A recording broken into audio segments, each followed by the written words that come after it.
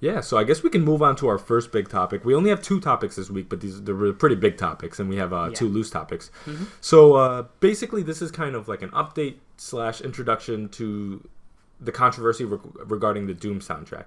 Now, a few weeks back, there was controversy over the Australian composer Mick Gordon said that he wouldn't work with Doom again. Now, for you guys that don't know, there's been a lot of controversy about like where the official soundtrack for Doom Eternal is, why the mixing is in the shape it is. There's just been a lot of controversy because in Doom 2016, the OST was, beyond phenomenal.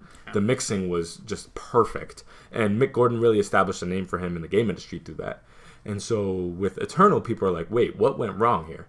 So, yeah, Mick Gordon saying he's not working with them again, and people immediately obviously look towards id and be like, what did you guys do? And so the software company behind Doom Eternal id have broken their silence about the game's official soundtrack, which was finally released a month after Doom Eternal came out, which is not a great look. Mm-hmm. In a statement posted... my screen's bugging out. All right, here we go. So, on a statement posted on the Doom subreddit, executive producer Marty Stratton wrote about a creative breakdown between id and composer Mick Gordon, who was unable to make his deadlines. As we hit April, we grew increasingly concerned about Mick delivering the OST to us on time. I personally asked our lead audio designer at id, Chad, to start working on id versions of these tracks, a backup plan should Mick not be able to deliver on some time. I've seen some people online, coming at Chad and saying that's shady. But again, if you have a strict deadline for the launch of a video game, not to mention in the middle of a crisis, you always need contingency plans because you do not want to delay the juggernaut that is Doom Eternal on a soundtrack. Yeah. Because of one person's inability to meet a deadline. You know what I mean? We're talking about massive companies here. They need contingent plans. They need plan Bs. So to complete this, Chad would need to take all the music as Mick has delivered for the game, edit the pieces together into tracks, and arrange those tracks into comprehensive OST. So basically, he was kind of like piecing and playing around with things to see if they would be able to make an OST out of what they'd received so far. After listening to the 9 tracks that Mick delivered, I wrote him that these tracks wouldn't meet the expectation of Doom or Mick fans.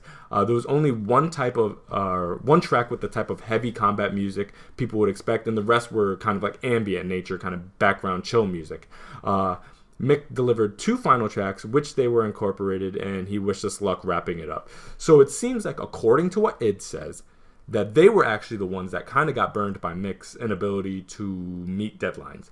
Now, you could extrapolate into why he didn't meet those deadlines. Some people could say, oh, he was lollygagging. Other people, you're trying to meet this high level and high expectations established from the previous game. Maybe he was having difficulty in that regard. Maybe, honestly, it's just a creative vision difference. Mm-hmm. Maybe he just wanted to try something more ambient and provide a different experience with this Doom game. But obviously, that intensity was integral in the middle one, and that was just a theme that was carried into Eternal. So reinventing the wheel wasn't something that it looked like they were that interested in doing. So what are your thoughts about this story? Yeah, so it was interesting because I had been following it. I'm actually glad you brought it up because I don't think we've discussed it. So for some pre-orders of Doom, whether it was digital, physical, they promised the soundtrack. And then I think right before launch, they put a disclaimer that the soundtrack was going to be delayed, later date, something like that. And I didn't really pay too much attention to it because I didn't physically purchase it. But then when I start seeing this issue where it's like, oh, I don't want to work with id, I'm like, we haven't heard too many bad things from id. Like, a lot of the employees that we have heard always talk highly about it, how they all had to come to a consensus that they had to delay Doom. Because remember, Doom was supposed to launch in November? I believe so, yeah. It was pushed off. Of last year, and it was pushed to March. And that March date was really pushed forward. They had that whole, Doom and Animal Crossing thing was like always tweeting back at each other. So, that game couldn't be pushed because I think the timing of that game also was partial to its success. The game is fantastic. We've talked about it before. But that does have a little bit to do with it. The timing worked in its favor. So when I see that these 2 kind of audio issues were kind of going on, and I looked and they're like, yeah, we had to get our own guy Chad to really wrap things up, and I don't know if I was like, man, is there bad blood? Did Chad and this guy work together at any point? I think it's weird. I think this is some of the stuff that shouldn't be publicized, because this is something that you want to. Yeah, I think this is something that you should keep between you and Mick, because who knows, somewhere down the because now this looks bad on him. So when he goes to compose something else, people are going to be like, well, what did you work on? And they find this issue, and they're like, are there higher ups who already have connections to it? It is a pretty big name. Are they going to, they have connections that they're going to call over there? Hey, what happened with Mick?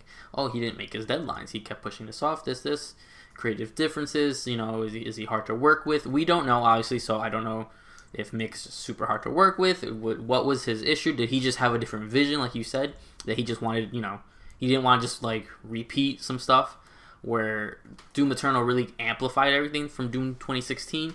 Did he want, there's a lot of little parts on what exactly happened, but for all we know, what we do see is he ended up doing 2 tracks, right? Is what you said? Yeah, 2 more tracks additional to the 9 that he had provided, because he had a contractual obligation to deliver, I believe, 12 tracks. Yeah, so again, if the statement is true that he delivered those 2 and then was wished us luck to wrapping it up, that's all just bad publicity. That's stuff you don't want out. You don't want to be publicized, fighting with partners, because it's going to make you harder to want to be rehired. It's also going to make id look a little bit different when people apply to go work at id or work at a contract with id for whatever it is. So the story, was an interesting story because of all this stuff that comes out. But at the same time, it's almost at that point where it's like a little gossipy in a sense, where it's like, man, this shouldn't be out. This is something you guys should deal with privately. No one should be going on Twitter and blasting id, and vice versa. No one from id. And for a while, it was pretty quiet. They weren't coming out saying anything about Mick. It wasn't until they were probably pushed to the edge with, the internet and Mick and his fans and stuff like that. So this is stuff that, again, like I keep saying, shouldn't ever be publicized. This is stuff that should be kept privately for the sake of everyone involved, in respect of their works and stuff like that. That's really my only feeling, is just this is weird for this to have come out the way it did. Yeah, it's not a good look. And immediately when I saw this kind of like little spat between them, immediately brought me back to that story that we covered not too long ago about the cooking mama. And when you see these kind of like businesses feuding with each other, it's not a good look on either of their end. And I get it completely. Wanting to clear your name, you got hardworking developers working on this game, trying to do their due diligence, do right by the game, and you have, in their view, someone kind of, smearing their name through the mud, and you want to clear things up. I get that completely. And Marty Stratton has never been one known to hold his tongue, for sure. So it didn't surprise me that I saw the statement, and I was really kind of amused by the level of transparency. I mean, hey, they pulled the receipts on him. He threw the ball in their court. They pulled the receipts. Okay, fine. That's a fair exchange. However, I think that there is something to be said by some level of professionalism where sometimes I just didn't think this. I think they weren't necessarily in the wrong for clearing their name. However, I think this situation is kind of petty at this point. I just didn't feel like it was that big of a deal. Like, okay, you have a disgruntled composer. He's saying one thing. Leave it alone. If I was them. However, I do understand on the other side of the things coming back and being like, no, that's not how things played out. Mick Gordon, that is not the direction I would have gone. You did an amazing thing with in 2016, and you could have played some kind of supplementary role with Doom Eternal. And am I going to say that this is so problematic that no one's going to want to work with him in the industry? Not necessarily. I mean, yes, he has a little bit of dirt on his name right now. It's not the best look. However, he was responsible for Doom 2016, and you cannot take that away from him. So problematic to work with one way or another. Listen, Mick Gordon, if you're working on any kind of intense game in the future for whatever reason, and you have the opportunity to work with Mick Gordon, I mean, you're fooling yourself if you think no dev's going to take that opportunity going forward because he had a little bit of a spat with it. You know what I mean? Not to mention, I'm not necessarily going to close the door to the possibility that he never works on Doom again. This seems like a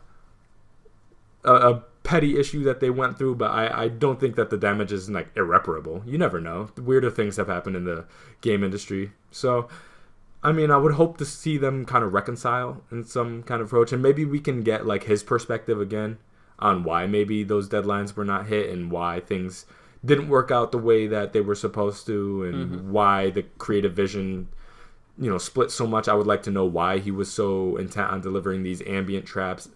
Maybe again he wanted more of a subtle soundtrack in that era of something closer to like Breath of the Wild, for example, something more subtle, something low key, but at the same time very immersive. Maybe that's what he was going for, and maybe he didn't want this kind of crazy thing. But again, that close to launch, now is not the time to reinvent the wheel. So I'm empathetic to kind of both sides, where he is a creative and he had a vision of something that maybe he wanted to try something different, and they had a vision where not that they wanted more of the same, but that they wanted to kind of build upon what was already established, and that now is not necessarily the time to kind of break that format. So I'm empathetic to both sides, and I hope that they're able to clear this up in some capacity.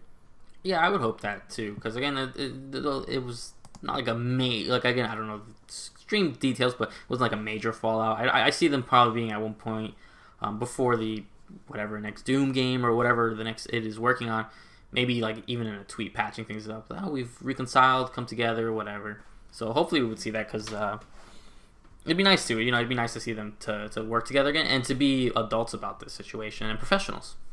Yeah, because that 2016 soundtrack is, whew, yeah. I still bump it sometimes. So like, if we can get another version, and again, the Eternal soundtrack I don't think is an absolute piece of crap like some people are acting like it is. Like, I know the mixing's not the greatest and the tracks are not nearly as memorable, but man, some of these people are acting like it's a complete dumpster fire. I'm like, it's not that bad, guys. Like, yeah, people acting like it's like, for the most part, I didn't even. It wasn't until I went back and listened to it against, like, I listened to, like, during it, I had no issue. When I went and listened to 2016's like soundtrack one time in the background, then I listened to Eternals, that I noticed, I was like, that's when I even looked up. I'm like, was it the same composer? I was like, is this the same person? Then that's when I found out the other person and the mixing, and then I was like, oh, there's a little bit of a story here. Yeah, this is mostly an issue for like audiophiles who like really take data integrity very seriously. And again, I'm by no means to minimize that. That's an important, aspect of this. Not to mention when you're dealing with like such clarity and high level mixing as that first soundtrack, it makes sense why this one would be scrutinized on that level too. But the average consumer would probably never notice it, to be honest. Yeah, whoever just picked up the game just to play it, they're like, "Oh, sounds great, awesome music." I'm like, it is a little bit more complicated than that. Yeah, absolutely. All right.